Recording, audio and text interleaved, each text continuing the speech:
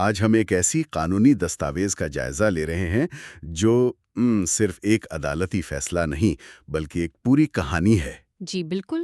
یہ 2008 میں Sindh high court کا سنایا گیا ایک فیصلہ ہے، لیکن اس کی جڑیں 1 سال پہلے 2007 کے آخر میں کراچی کی سڑکوں سے جڑی ہیں۔ صحیح۔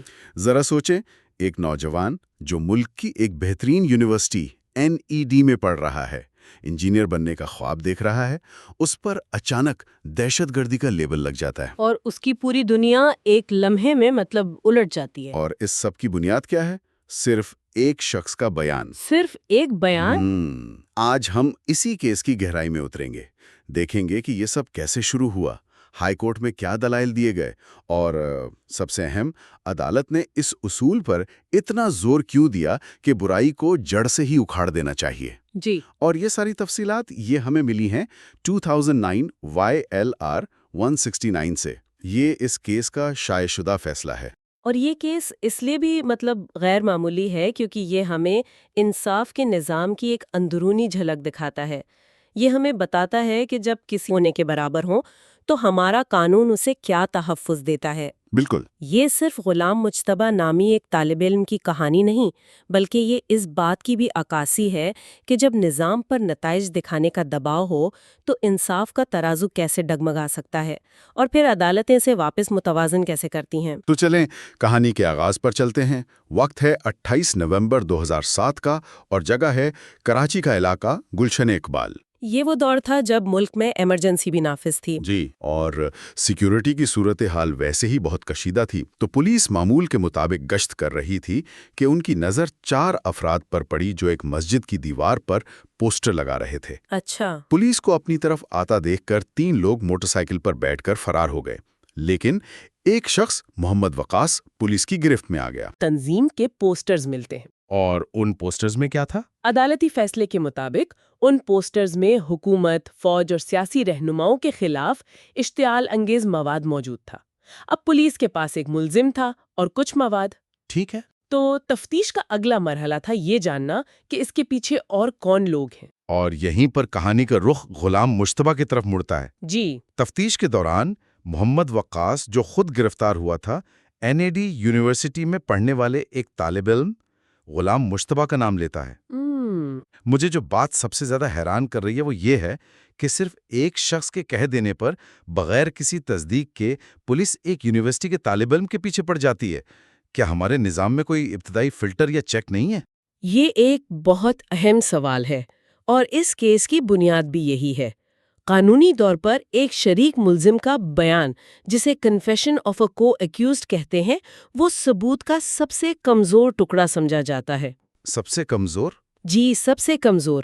اس کی وجہ یہ ہے کہ ایک ملزم دباؤ میں آ کر کسی لالچ میں یا خود کو بچانے کے لیے کسی بھی بے گناہ شخص کا نام لے سکتا ہے۔ صحیح۔ اسی لیے قانون کہتا ہے کہ صرف اس بیان پر کسی کو سزا نہیں دی جا سکتی جب تک کہ اس کی تصدیق کے لیے کوئی دوسرا آزاد اور ٹھوس ثبوت نہ ہو۔ لیکن اس کیس میں ایسا لگتا ہے کہ اس بنیادی اصول کو نظر انداز کر دیا گیا۔ تو وقاص کے بیان کے بعد پولیس نے کیا کیا؟ وہ سیدھا NED یونیورسٹی پہنچ گئے؟ جی، پولیس NED یونیورسٹی کے ہاسٹل پہنچتی ہے۔ وہ ہاسٹل کے ایک کمرے سے، جو مبینہ طور پر غلام مجتبیٰ کے زیر استعمال تھا، کچھ کتابچے اور مواد برآمد کرنے کا دعویٰ کرتی ہے۔ لیکن یہاں تو ایک مسئلہ ہے۔ یہاں قانونی طور پر 2 بڑی خامیاں تھیں۔ پہلی یہ کہ یہ ساری برآمدگی غلام مجتبیٰ کی غیر موجودگی میں کی گئی۔ اچھا۔ دوسری اور زیادہ اہم بات یہ کہ وہ ہاسٹل کا کمرہ تھا۔ یہ کوئی ذاتی جگہ نہیں تھی جہاں صرف اسی کی رسائی ہو۔ وہاں دوسرے طلباء، صفائی کا عملہ، ہاسٹل کی انتظامیہ، سب کا آنا جانا تھا۔ بالکل۔ قانون میں کسی چیز کو کسی ملزم سے جوڑنے کے لیے ایکسکلوسیو پوزیشن، یعنی صرف اسی کے قبضے میں ہونا، ثابت کرنا ضروری ہوتا ہے۔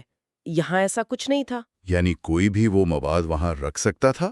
اس بنیاد پر یہ کیسے کہا جا سکتا ہے کہ وہ غلام مجتبیٰ کا ہی تھا؟ یہی تو نکتہ ہے۔ لیکن ان کمزوریوں کے باوجود اس پر مقدمہ درج کر لیا گیا۔ یہ بات ہضم کرنا تھوڑا مشکل ہے۔ بالکل، اور مقدمہ بھی کوئی عام نہیں تھا۔ غلام مجتبیٰ پر انسداد دہشت گردی ایکٹ یعنی ATA کی انتہائی سنگین دفعات لگائیں گئیں۔ ATA کے تحت؟ جی، جیسے کہ ایک کال عدم تنظیم کی حمایت کرنا اور ساتھ ہی پاکستان پینل کوڈ کے تحت ریاست کے خلاف نفرت پھیلانے جیسے الزامات۔ یہاں یہ سمجھنا ضروری ہے کہ ATA کے تحت مقدمہ عام فوجداری قانون سے بہت مختلف ہوتا ہے۔ کیسے مختلف ہوتا ہے؟ اس میں ضمانت ملنا انتہائی مشکل ہوتا ہے اور ثبوت کا بوجھ، جسے برڈن آف پروف کہتے ہیں، اکثر ملزم پر ڈال دیا جاتا ہے کہ وہ خود کو بے گناہ ثابت کرے۔ ایک طالب علم کے لیے جس کا کوئی مجرمانہ ریکارڈ نہیں، اس پر ایسا الزام لگنا اس کے پورے مستقبل کو تباہ کرنے کے مترادف تھا۔ ذرا سوچیں، ایک نوجوان جو انجینئرنگ کی کتابوں میں گم رہتا ہے، اسے اچانک ایک دہشت گرد قرار دے کر ایک ایسے قانونی شکنجے میں کس دیا جاتا ہے جہاں سے نکلنا تقریباً ناممکن لگتا ہے۔ اس کی پڑھائی، اس کا کیریئر، اس کی سماجی زندگی، سب کچھ ایک لمحے میں داؤ پر لگ گیا۔ بہرحال اسے کچھ عرصے بعد ضمانت مل گئی، لیکن اصل جنگ تو ابھی باقی تھی۔ اس نے ٹرائل کورٹ میں کیس ختم کرنے کی درخواست دی۔ اس کا کیا بنا؟ اس نے ٹرائل کورٹ یعنی انسداد دہشت گردی کی عدالت میں ضابطہ فوجداری کے سیکشن 265K کے تحت بریت کی درخواست دائر کی۔ 265K یہ کیا ہے؟ یہ سیکشن عدالت کو اختیار دیتا ہے کہ اگر وہ سمجھے کہ استغاثہ کے پاس ملزم کے خلاف سزا دلوانے کے لیے کوئی ثبوت نہیں ہے تو وہ مقدمے کو کسی بھی مرحلے پر ختم کر کے ملزم کو بری کر سکتی ہے۔ تو یہ تو ایک اچھا آپشن تھا، لیکن ٹرائل کورٹ نے اس کی درخواست مسترد کر دی۔ عام طور پر نچلی عدالتیں مقدمے کو مکمل ٹرائل کے بغیر ختم کرنے سے ہچکچاتی ہیں۔ وہ چاہتی ہیں کہ تمام ثبوت باقاعدہ طور پر ریکارڈ پر آئیں۔ تو ٹرائل کورٹ سے تو انہیں ریلیف نہیں ملا، ظاہر ہے اگلا قدم ہائی کورٹ ہی ہوگا۔ وہاں جا کر ان کی قانونی ٹیم نے اس کیس کا رخ کیسے بدلا؟ جب یہ معاملہ سندھ ہائی کورٹ پہنچا تو غلام مجتبیٰ کے وکیل نے بہت واضح اور منطقی دلائل پیش کیے۔ انہوں نے کیس کی بنیادوں پر ہی حملہ کیا۔ اچھا؟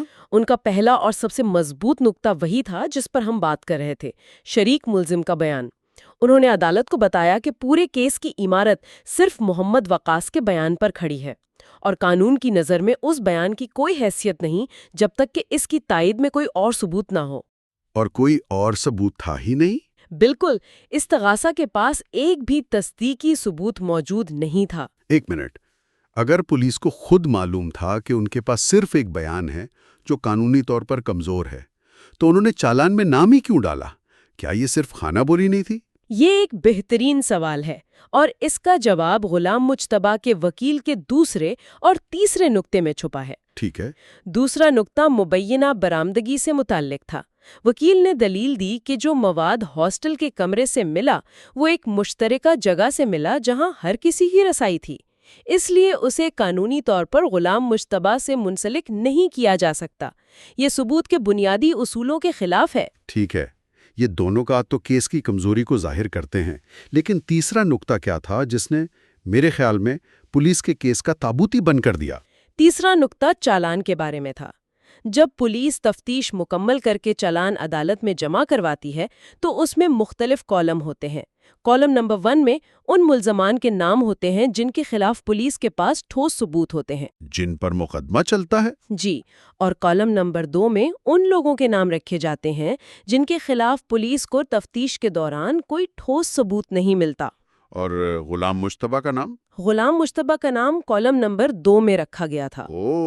یہ ایک طرح سے تفتیشی ایجنسی کا خود اعتراف تھا کہ ہمارے پاس اس شخص کے خلاف مقدمہ چلانے کے لیے کافی مواد نہیں ہے، لیکن ہم معاملہ عدالت پر چھوڑتے ہیں۔ تو یہ کہنا غلط نہیں ہوگا کہ پولیس نے گیند عدالت کے پالے میں پھینک دی تھی کہ آپ ہی فیصلہ کریں، ہمارے پاس تو کچھ نہیں ہے۔ بالکل، یہ تو خود پولیس کی طرف سے کیس کو کمزور ماننے کے برابر ہے۔ جب ریاست کے وکیل سے ان دلائل کا جواب مانگا گیا تو ان کا کیا موقف تھا؟ یہی اس کیس کا سب سے دلچسپ پہلو ہے۔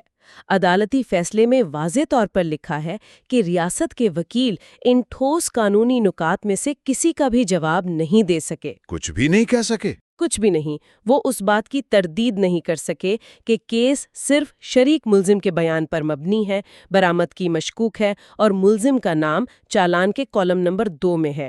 ان کی خاموشی نے درخواست گزار کے کیس کو مزید مضبوط کر دیا۔ ایک اور بات جو عدالت نے نوٹ کی وہ یہ تھی کہ محمد وقاص کا وہ بیان جس میں غلام مشتبہ کو ملوث کیا گیا تھا اس کی گرفتاری کے 8 دن بعد ریکارڈ کیا گیا۔ 8 دن بعد؟ جی، قانون میں بلا وجہ تاخیر ہمیشہ شکوک و شبہات کو جنم دیتی ہے کہ شاید یہ بیان سوچا سمجھا یا دباؤ کے تحت لیا گیا ہے۔ تو اب تصویر بالکل صاف ہو گئی ہے۔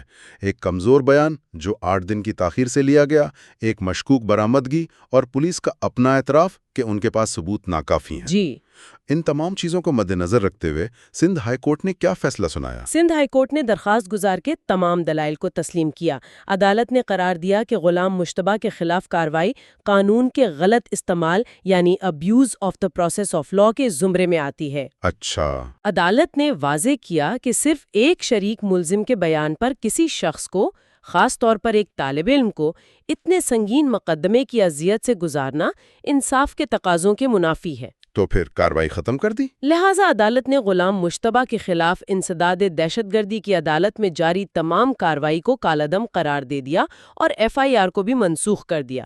یعنی کیس وہیں ختم ہو گیا، غلام مشتبہ کو انصاف مل گیا۔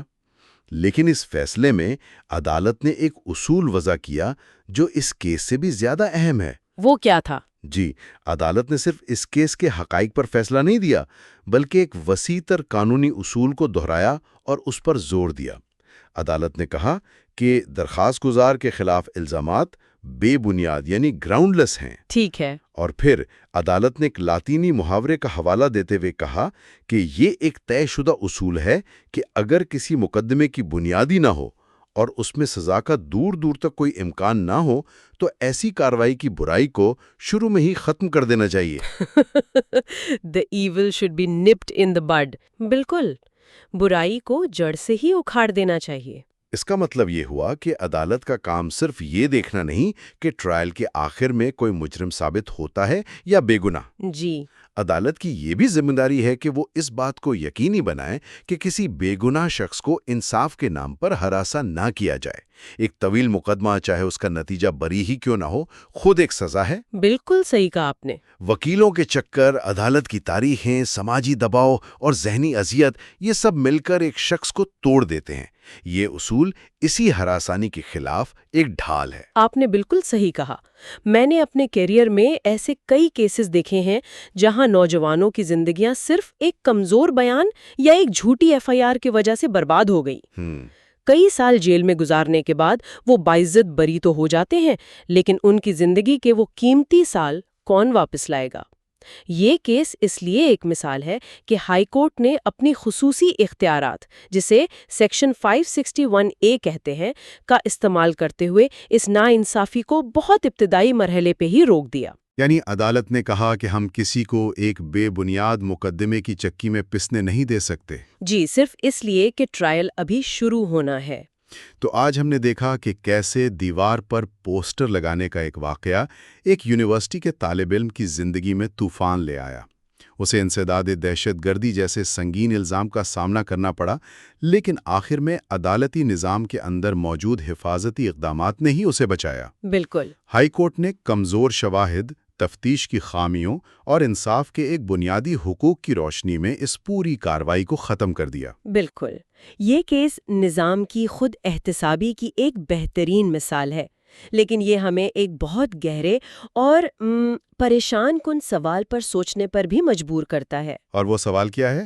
جب قومی سلامتی کا دباؤ ہوتا ہے، جب دہشت گردی کے خلاف کارروائی کے نتیجے دکھانے کا پریشر ہوتا ہے، تو کیا ہمارا نظام فرد کے بنیادی حقوق کو قربان کرنے کے لیے تیار ہو جاتا ہے؟ یہ بہت گہرا سوال ہے۔